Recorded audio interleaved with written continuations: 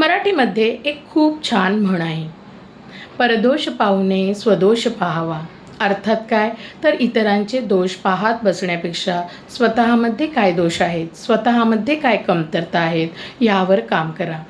काही लोकांना सतत इतरांची निंदा करण्याची, इतरांना सतत टोमणे मारण्याची किंवा नकारात्मक बोलण्याची सवय असते किंवा नकारात्मक बोलणाऱ्या लोकांमध्ये बसण्याची सवय असते.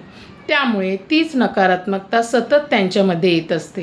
म्हणूनच नकारात्मक लोकांमध्ये बसणे आणि स्वतः नकारात्मक बोलणे टाळा आणि दुसऱ्यांची निंदा करण्यासाठी जाणारा अमूल्य वेळ हा स्वतःला यशाकडे किंवा प्रगतीकडे कसा नेईल यासाठी वापरा. इतरांची निंदा करण्यात वेळ वाया घालवण्यापेक्षा स्वतःवर काम करा, स्वतःवर लक्ष केंद्रित करा, स्वतःवर विश्वास ठेवा. कारण जेव्हा तुम्ही स्वतःवर विश्वास ठेवता तेव्हा निश्चितच तुम्ही तुमचा अमूल्य वेळ स्वतःसाठी खर्च करत असता.